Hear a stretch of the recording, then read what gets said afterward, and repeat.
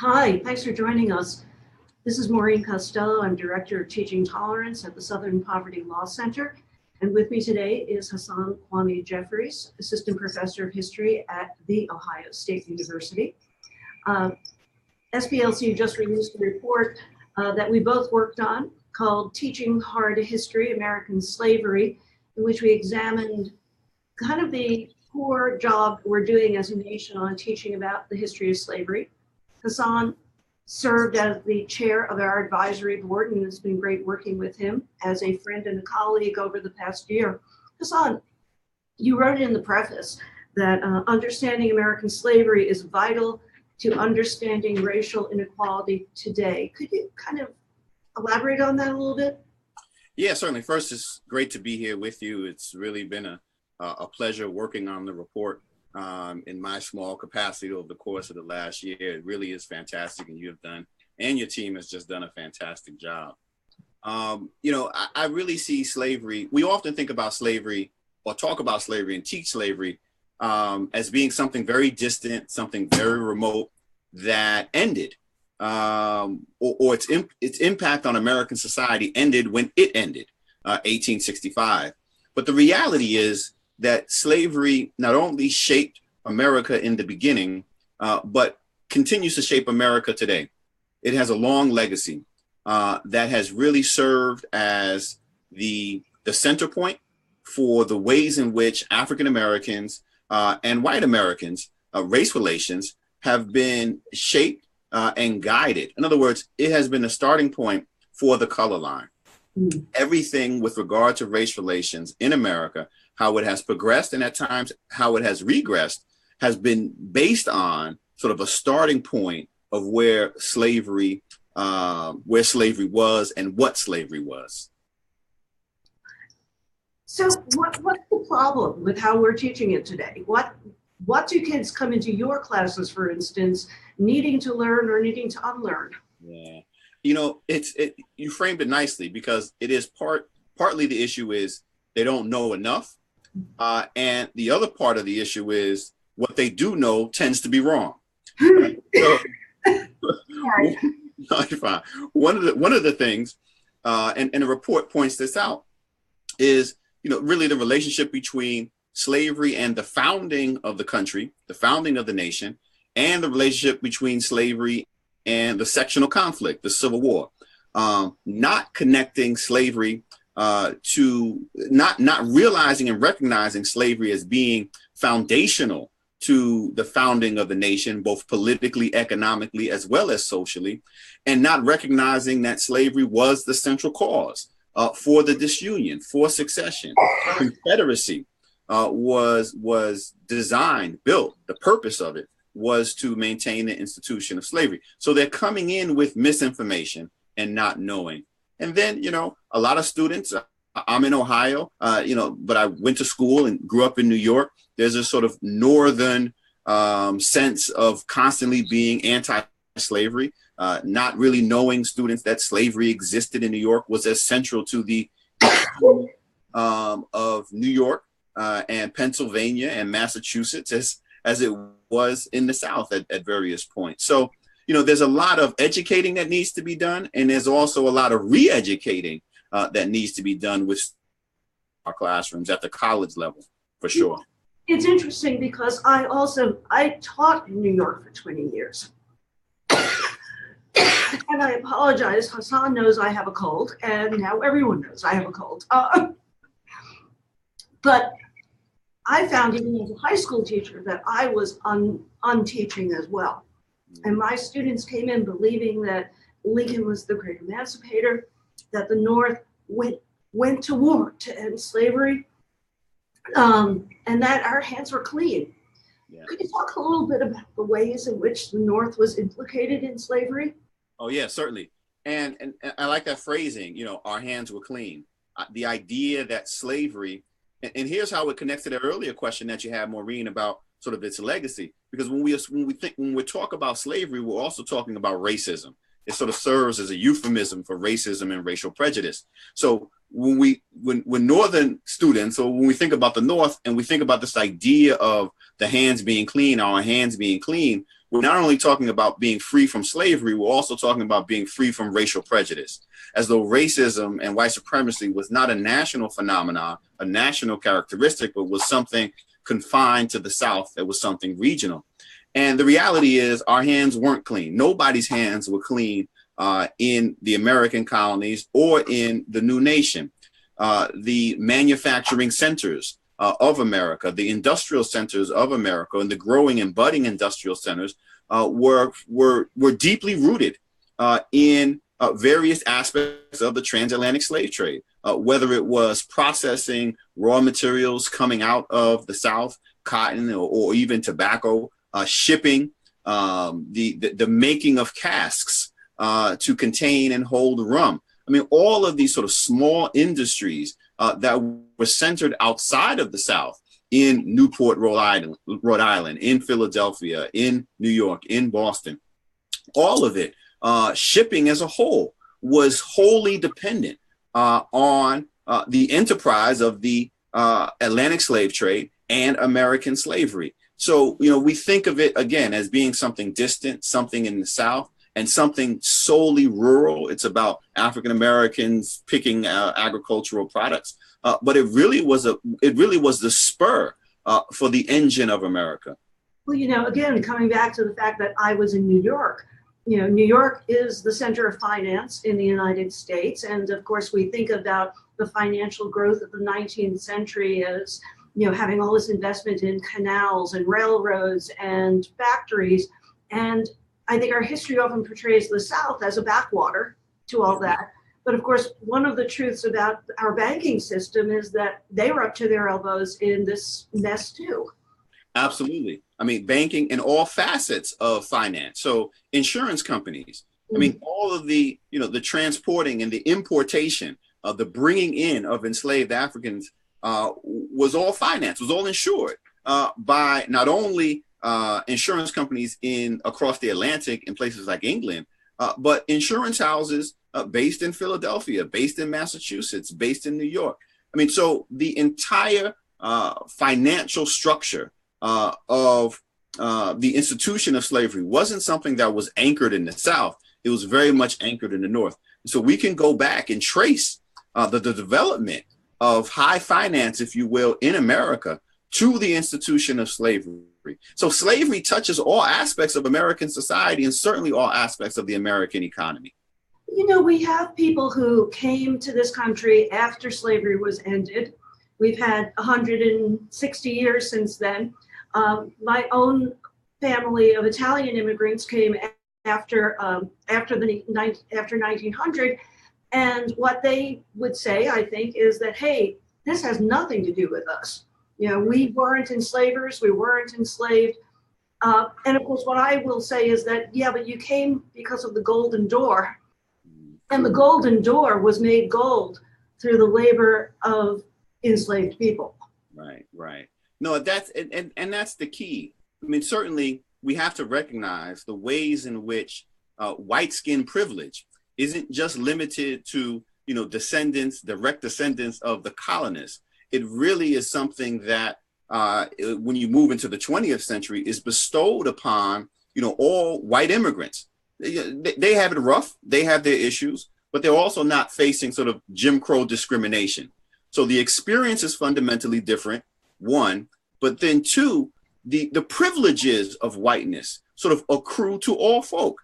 The fact that if you were an Italian, the son of an Italian immigrant or Irish immigrant in the 1940s, 1950s, you could move out into suburban housing. You could get a mortgage that African Americans could not. So the playing field isn't level. And whether or not you can trace your lineage to somebody who owned enslaved persons does not sort of free you from the responsibility of correcting the wrong that is still impacting society, whether it's the turn of the 20th century or the turn of the 21st century. So let's talk a little bit about how to teach this, because it seems that one of the missing components is linking slavery to white supremacy and racism. That's something we don't talk about very much in our textbooks, in our state standards, in our lessons. How can we do that? Well, first, I think it's important to understand the connection that white supremacy serves as the important justification for the enslavement of African people.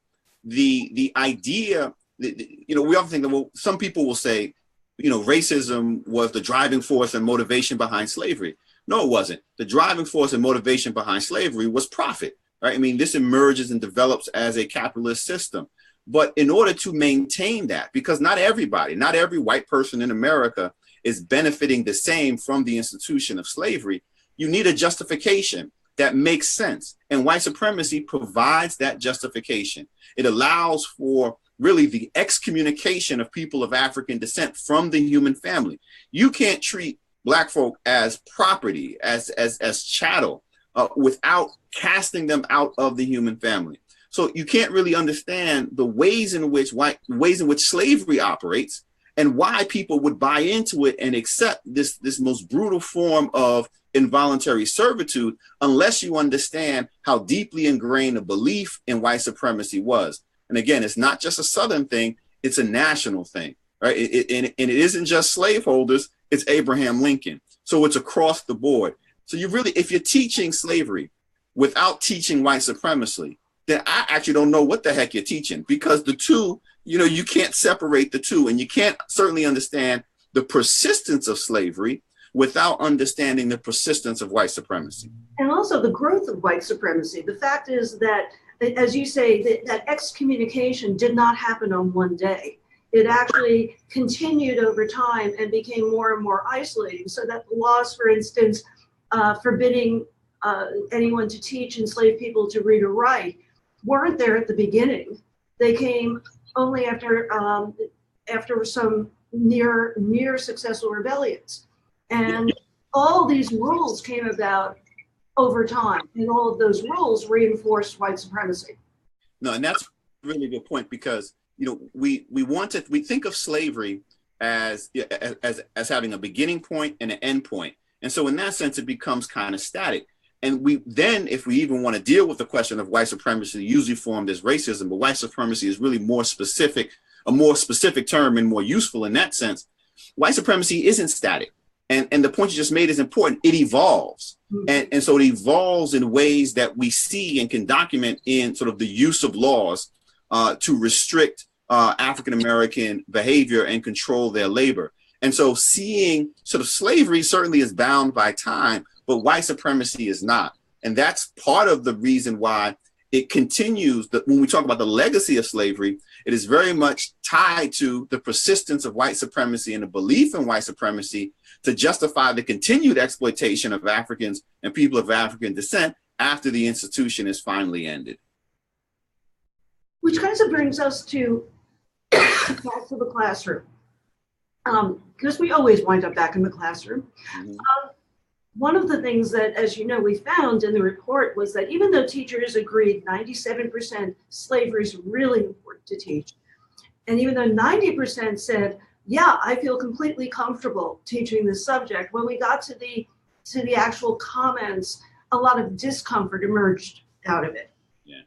So do you have any thoughts, A, about that discomfort, and B, how do we address it? Well, I think the discomfort isn't something that is new or even isolated to sort of American teachers. Americans as a whole, white Americans in particular, are uncomfortable talking about questions of race and racism. And slavery brings it all to bear, right? So it's not a surprise. I mean, I know it doesn't come as a surprise, a shock to you or anybody at Southern Poverty Law Center that we'd rather, as a nation, not talk about sort of racism and white supremacy, and therefore not talk about slavery. I think we also are uncomfortable talking about systems of discrimination. So it's one thing to talk about personal prejudice. It's another thing totally to talk about systems, because then it becomes an indictment of the nation as a whole. And so the discomfort is really a reflection of a larger discomfort in society as a whole. And again, that is not new. I mean, we come up with euphemisms for slavery, talking about, whether it's, unforced or involuntary migrants or whatever it is. But, you go back to the founders themselves, don't mention the word slavery in the Constitution. I mean, they have their own sort of discomfort because of the system, and it's really carried forward through the generations. So what do? First, we have to get over our own anxiety, right? And especially when we're talking about teachers. One of the nice things that has happened as a result of the report, Maureen, is, and I'm sure your inbox has been flooded too by a number of teachers who have sort of reached out and shared, various stories that have been fantastic. And I received one email from a teacher who was in Arkansas, and she, young white woman, first couple of years teaching, and she said, I have a class of sixth graders, mostly African American, a lot of them African American boys, and I want to teach this, but I'm afraid. She's like, I don't want to sort of further traumatize or stigmatize these young people. And so, I shot it back. I was like, look, after you read the report, you have everything you need. You'll be fully prepared, right? And I was like, you can't be afraid. I said, you got to go in and talk to them truthfully and honestly.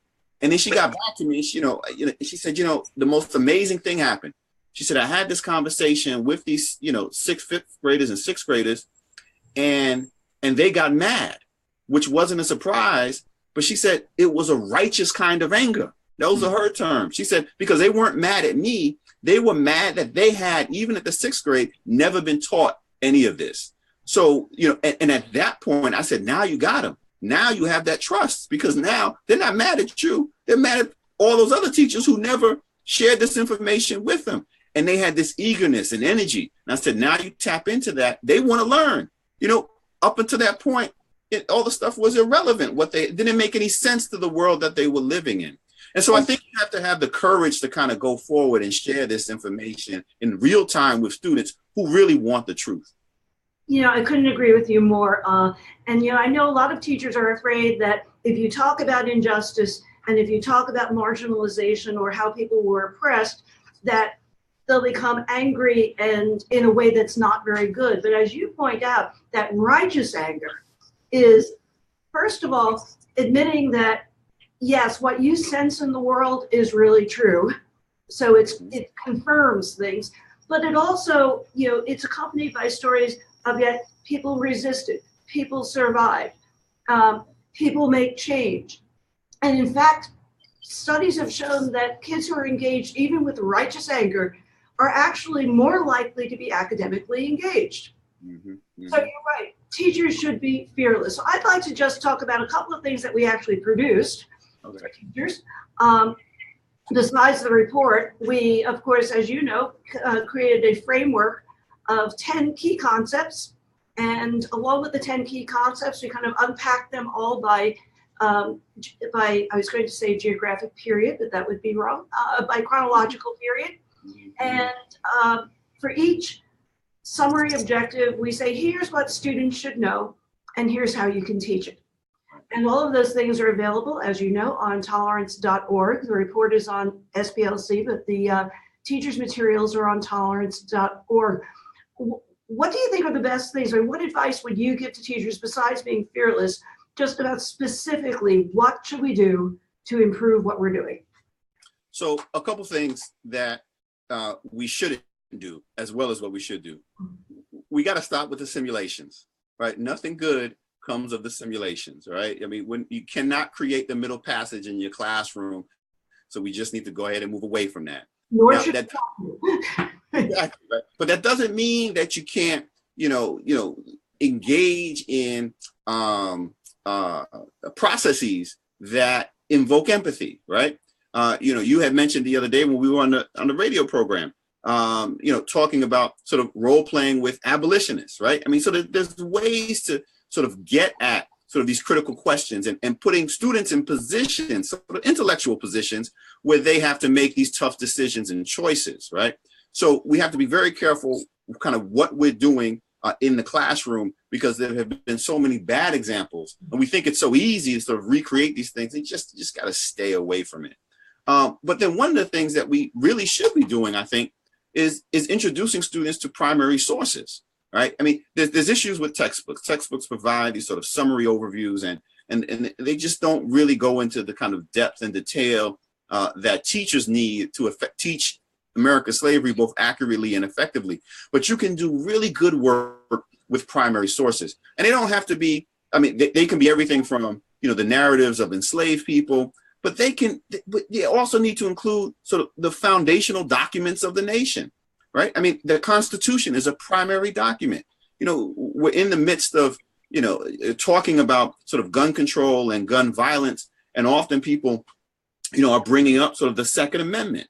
Well, you know, you can't divorce the Second Amendment from the history of slavery, right? I mean, after the you know, the Revolutionary period, the threat in America to the framers of the Constitution, to the wealthy and the elite, was no longer from above. It wasn't from Britain. It was from below, right? It was from the million or so enslaved people, right? So that is on the mind of a James Madison when he's talking about sort of the original intent of what the Second Amendment and why we need, in the absence of a standing army, a militia, and people have the right to bear arms. So, you know, it still is impacting our lives today. And these are some of the discussions that we need to have about these primary sources and even the foundational documents in our nation. I'm so glad you mentioned the Constitution, because, of course, one of the things that we found in the report when we surveyed high school seniors was that most of them did not know that the 13th Amendment was required to end slavery. Of course, they thought it was the Emancipation Proclamation. And very few of them, I think only 22%, understood that the Constitution itself supported and enshrined slavery. And so it's so important, and it's so hard to just say to kids, here, read the pieces of the Constitution, because, as you say, they use euphemisms. Right. So, you know, who are these other persons? You know, but really to go through it and show that this was baked in from the beginning.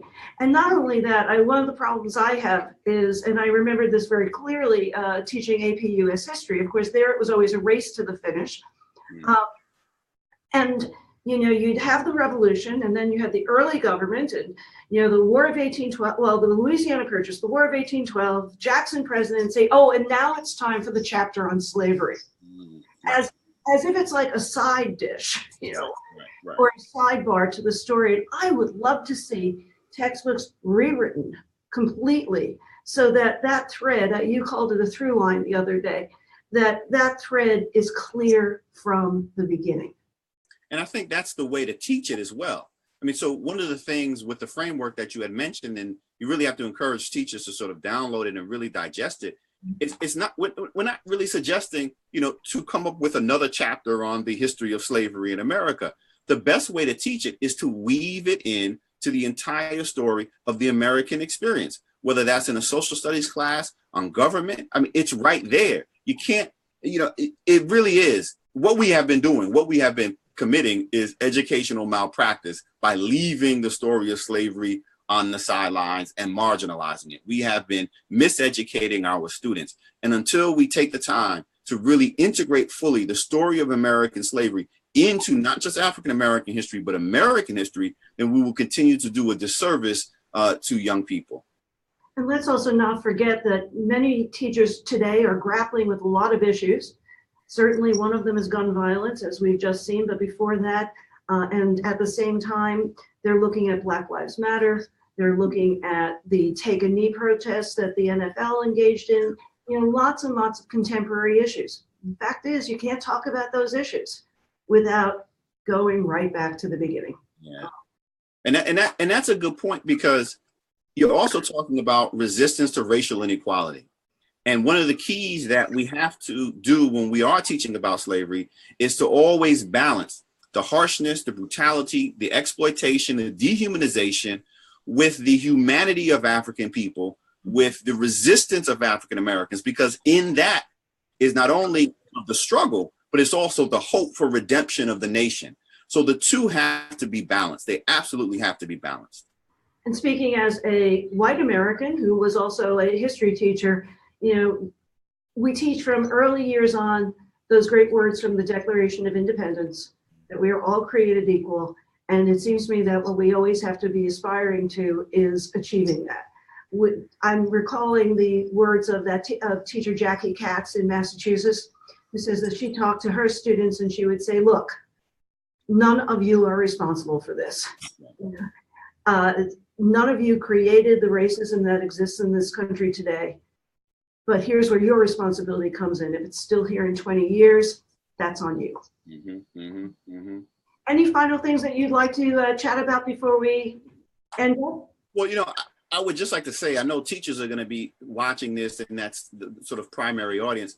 I mean, I think we understand the difficulty and the tough job that teachers have in the classroom at the high school level, K through 12, having to deal with sort of state standards that often are inadequate, textbooks that don't provide sort of the background context that they need. I mean, it's a tough task, but it's a task that, and I think the report shows this, that teachers want to get it right. So, I mean, there's really, so it's amazing. Teachers want to get it right. Students want to learn the truth, right? And so everything sets up perfectly for us to do it right. We just have to have the courage and commitment at all levels to say, we're done getting this wrong. We are going to do it. And I think the report really provides the tools to starting to get this hard history taught accurately and effectively in the classroom. Well, I hope so. And thank you so much for joining me today. It was a pleasure, Maureen. Take care. All right.